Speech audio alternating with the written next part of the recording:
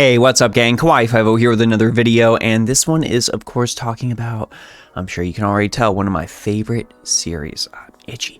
Final Fantasy XVI. I am very, very excited for this game, and like I said, we're gonna be talking about other games occasionally on the channel as we try to branch out in all multiple directions. And of course, Final Fantasy XVI's gameplay demo showed up at PAX East, and I watched this whole thing, and I thought it was really, really good. Of course, big thanks to Ruben925 for capturing this footage.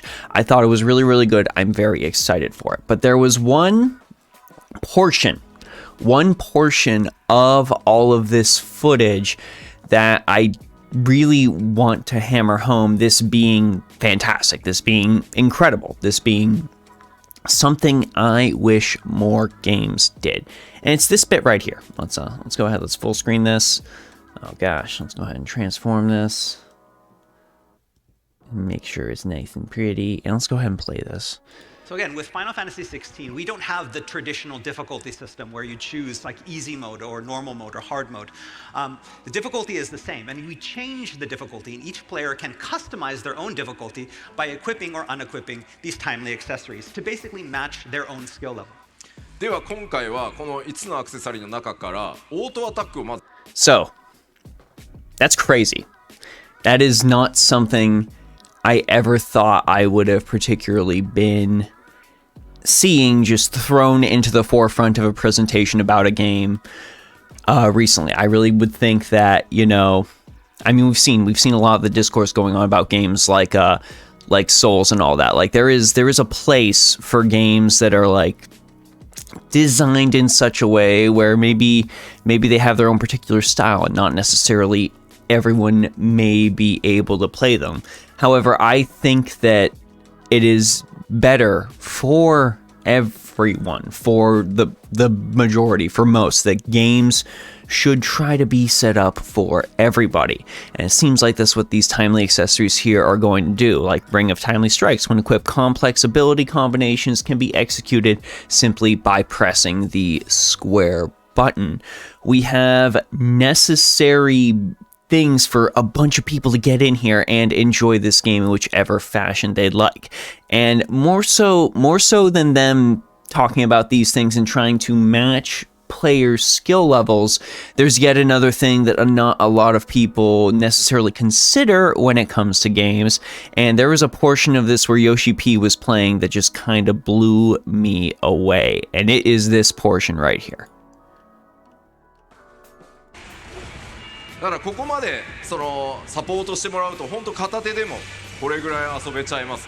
And again, the Ring of Timely Focus and the Ring of Timely Strikes condense the action down into something so simple that you can play with one hand.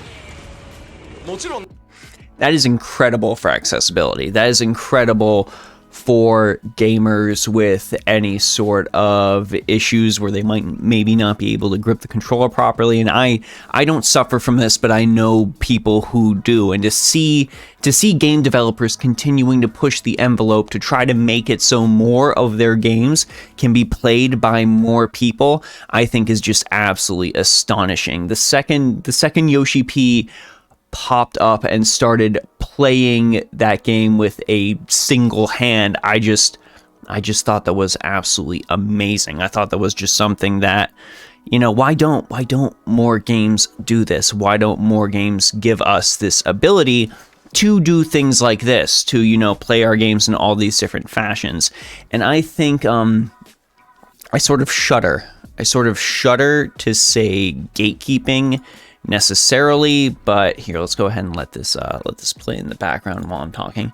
I shudder to say gatekeeping, but a lot of the time that kind of seems like it is sort of the situation. Players don't want to feel like their achievements in beating the game are discounted, so people sort of shun features like this and abilities to do things like this. Execute attacks with a single combo, execute dodges and having additional time, like you're going to see right here, to dodge those attacks, not necessarily have to worry about that. And I'm reminded of something that one of id Software's developers said about Doom when someone was questioning mechanics that they thought made the game a little easier. And that is them saying that you control what buttons you press. And as much as the case in Final Fantasy 16 right here, you can see which accessories. It's kind of hard to see with me up in the corner, but let me see if I can go ahead and move myself so you can get a good idea of what exactly I'm talking about. But you can, okay, so the the footage move. So right above your level, you can see which accessories are equipped. So, if you're like super duper hardcore streamer, whatever, and you want people to know, no, I'm actually executing these combos, there you go, it's available. But if you do not care, if it is irrelevant for you and you're just trying to play the game to have fun and enjoy the game, then this is super fine and it gives you an avenue to do so. There were so many other accessories that did super cool things, like, automatically using a potion when your HP got low.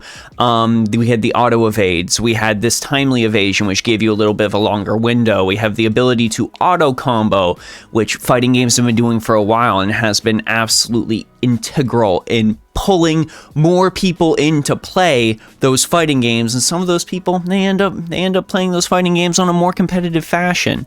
So I really like what I'm seeing from Final Fantasy 16 in the terms of the mechanics that they are pushing out to try to expand how many people are going to be able to enjoy their game, regardless of the reason they want to enjoy the game. Yes, you're going to have people like me who have played Devil May Cry deeply and are like, cool, I'm not going to use any of these. I'm just going to go ahead and destroy the enemy with all of my combo know-how and prowess and constantly swapping forms and stuff like that.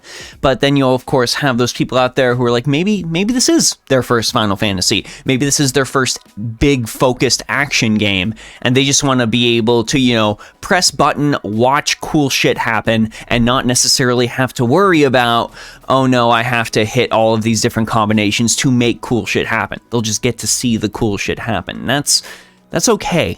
That's fine. That's always been fine. So I really just wanted to put out this video to go ahead and highlight that. I really do enjoy the direction that the Final Fantasy franchise has been going in. I know a lot of people didn't really like 15, but I feel like 15 in and of itself was sort of a blueprint for something greater, and 16 might actually be the realization of what 15 wanted to be.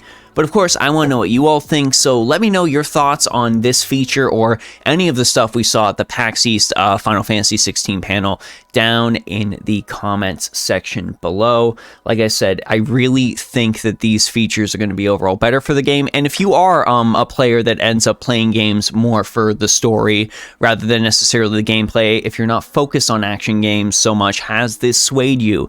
If you are a gamer who has had accessibility issues playing access games, how does this impact you when it comes to your potential to enjoy Final Fantasy 16?